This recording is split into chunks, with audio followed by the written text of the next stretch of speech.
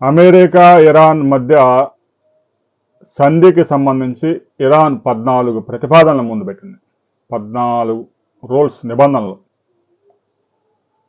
సహజంగా అమెరికా భీకర దాడుల్లో దాదాపు 12,000 టార్గెట్లను ఛేదించి ఇరాన్కి 25 లక్షల కోట్ల రూపాయల ఆస్తి నష్టాన్ని చేకూర్చిన తర్వాత ఇరాను అమెరికా వద్ద కాలబేరానికి రావాలి, కానీ అలా రావడం లేదు.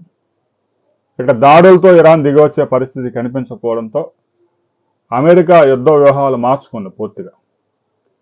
హార్ముజ్ జలసంధి ద్వారా వారానికి 46,000 కోట్ల రూపాయల ఆదాయం ఇరాన్కి వస్తూ ఉంది, చాంబహార్ పోర్టు ద్వారా.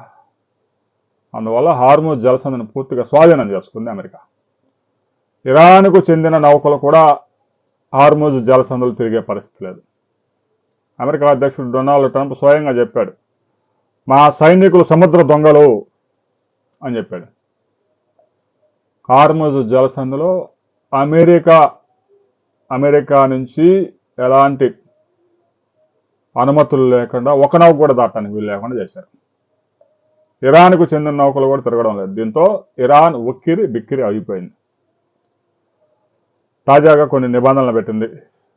చర్చలకు ముందే హార్ముజ్ని ఫ్రీ చేయాలి, దిగ్బంధనం ఆపివేయాలి అనే ప్రధానమైన నిబంధన పెట్టింది. ఇక వెంటనే హార్ముజ్ని ఓపెన్ చేయాలి, ఎలాంటి ఆంక్షలు ఉంచొద్దు, హార్ముజ్ని వెంటనే ఓపెన్ చేయాలి. అంటే ఇరాన్ గడిచిన 15 రోజుల్లోనే ఎంత ఆర్థిక సంక్షోభానికి లోనైందో అర్థం చేసుకోవచ్చు. ఇరాన్ పెట్టిన నిబంధనలు అంటే ఈ రెండు ముందు ఓపెన్ చేస్తేనే నెక్స్ట్ చర్చలు అని చెప్పేసి ఇరాన్ అంటుంది. అలాంటి నిబంధనలకు డొనాల్డ్ ట్రంప్ ఎందుకు అంగీకరిస్తాడు? చర్చలు ఫలప్రదం కావాలంటేనే హార్ముజ్ జలసంధిని మూసివేయాలని అమెరికా భావించింది కాబట్టి అమెరికా పూర్తిగా హార్ముజ్ జలసంధిని క్లోజ్ చేసింది. ఇది ఓపెన్ చేస్తేనే చర్చలకు వస్తామని ఇరాన్ వాడు చెప్తా ఉన్నాడు. అంటే ఇది అయ్యే పని కాదు. డొనాల్డ్ ట్రంప్ అంగీకరించరు, ఇరాన్ పెట్టిన ఆంక్షలు అమలు సాధ్యం కాదు. అందుకే మనం గతంలో కూడా చెప్పుకున్నాం, ఇది ఇప్పట్లో తేలదు. భీకర యుద్ధం జరిగి భయంకర నష్టం జరిగిన తర్వాత మాత్రమే ఆ ప్రాంతంలో శాంతి వికసిస్తుంది. ఆ ముందుగా ఎవడన్నా చెప్పినా కూడా వినరు. ఇప్పటికే ఇరాన్లో తీవ్ర నష్టం జరిగింది, కానీ ఇరాన్ దిగి రావడం లేదు. అణుసామర్థ్యాన్ని మేము వదులుకోము, మా జాతీయ సంపద అని చెప్పేసి ఇరాన్ సుప్రీమో చెప్పేశాడు. అణుసామర్థ్యాన్ని వదులుకోకపోతే అమెరికా మిమ్మల్ని వదలదు, బొమ్మాలి, ఇరాన్ పని కథం. ఇరాన్ని మరలా ఒక 100 సంవత్సరాలు వెనక్కి తీసుకెళ్ళి వదిలేస్తారు. 100 సంవత్సరాల కిందట ఎలాగైతే no current, no mobiles, no internets, no TV, no computer, ఎలాగైతే రాతి యుగం ఉందో ఆ టయానికి తీసుకెళ్తాను. 100 సంవత్సరాల బ్యాక్లో మరలా గొర్రెల మేకలు మేపుకొని మీరు బతకాల్సిందే అని చెప్పేసి హెచ్చరికలు జారీ చేసినా కూడా ఇరాన్ దిగి రావడం.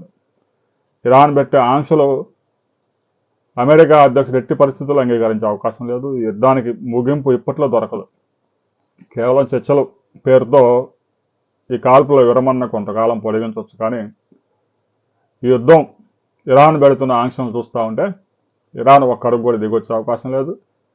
ఆ ఇరాన్ పెట్టిన ఆంక్షలను అమెరికా అధ్యక్షుడు కూడా అంగీకరించే అవకాశాలు లేవు. ఇప్పుడు కనుక ఇలాగ వదిలేస్తే మరో 3 సంవత్సరాలు మరలా యుద్ధం వచ్చింది. అందువల్ల వీళ్ళ చావు దెబ్బ కొట్టి వదిలేస్తే మరలా 30-40 సంవత్సరాల తర్వాత వీళ్ళు కోలుకున్న తర్వాత మరలా ఇంకోసారి చూసుకోవచ్చు. అప్పుడు ఎవడుంటాడో ఎవడిపోతాడో తెలియదు కదా అనే ఉద్దేశంతో అమెరికా కూడా ఉంది. అందువల్ల మరొకసారి భీకర దాడులు జరిగింది తప్ప శాంతికి మార్గం సుగమం అయ్యేలా కనిపించడం లేదు.